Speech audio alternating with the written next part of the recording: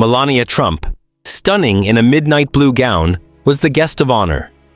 Despite the political storms that surrounded her husband, she had remained poised, focusing on charitable work and staying above the fray. Tonight was no different. As she stepped onto the stage to deliver her speech on children's education and humanitarian aid, the room fell silent. She spoke with quiet confidence, her Slovenian accent lending an elegance to her words. Then, a voice cut through the room like a blade. "Mrs. Trump, how does it feel to be complicit in your husband's agenda?" The tone was sharp, mocking. The man speaking was David Calloway, a well-known journalist infamous for his relentless criticism of conservatives under the guise of journalistic integrity. He stood near the front, his microphone raised like a weapon. A hush fell over the crowd. People shifted in their seats, some exchanging knowing glances. This was no ordinary Q&A. Melania's lips parted slightly, but before she could respond, Calloway pressed forward. "Your husband has been accused of dividing the country, of fostering hate," he continued, his voice gaining confidence as he saw all eyes on him. "Yet, here you are, pretending to be a role model. Don't you think the real role models are the people fighting against him?" The weight of his words hung heavy in the air. A few reporters smirked, already sensing a viral moment in the making. But before Melania could speak, another voice rang out, firm and unwavering. "That's enough." All heads turned. Barron Trump, no longer the quiet boy America had once known, stepped forward. At 17, he carried himself with the confidence of someone who had grown up in the public eye. He wasn't just the president's son anymore. He was his own person. And right now, he wasn't about to let anyone disrespect his mother. Moving past the tables, his broad shoulders squared, jaw clenched, Barron stepped onto the stage, placing himself between his mother and the reporter. His sheer presence was enough to shift the energy in the room. Calloway raised an eyebrow, surprised but unfazed.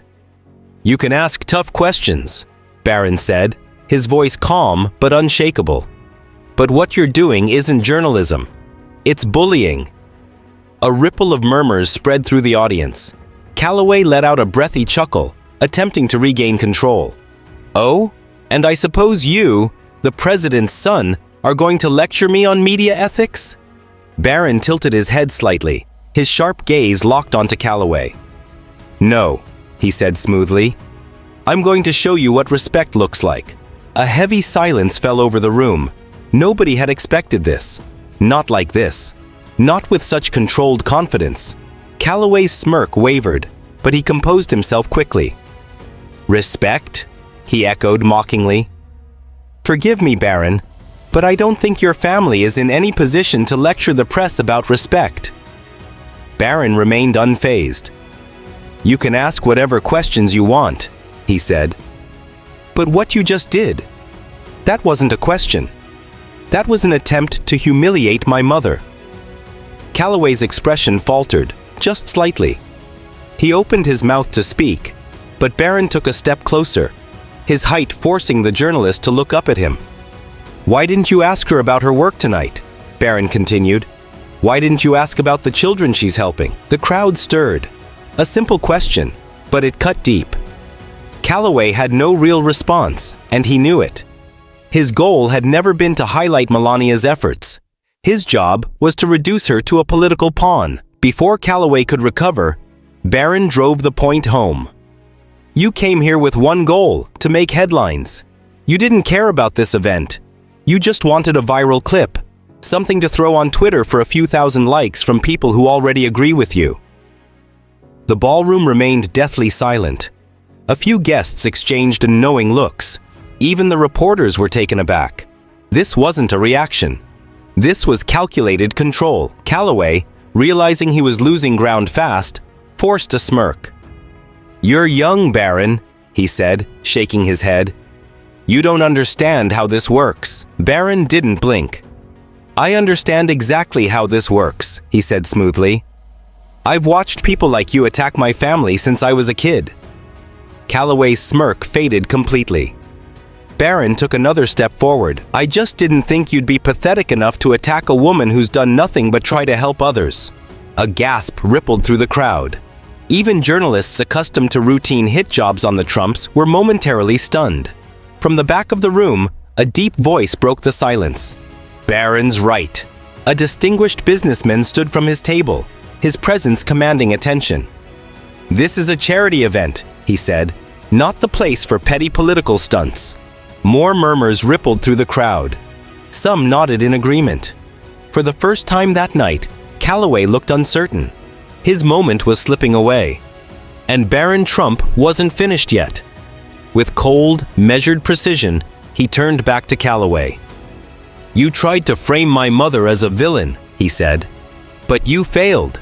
Because the truth is, she's here making a difference."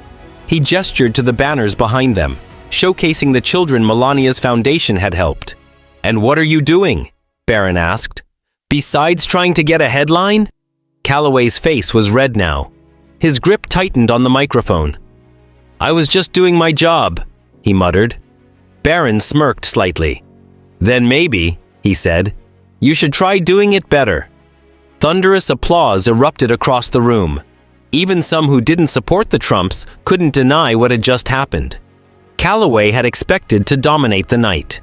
Instead, he had become the spectacle. Calloway stiffened. He muttered something under his breath, then turned away, his once confident stride now the unmistakable walk of shame. Meanwhile, Barron turned to his mother. Melania, composed as ever, reached out and straightened his suit jacket. A silent gesture that spoke volumes. The crowd rose to their feet. The ovation was deafening.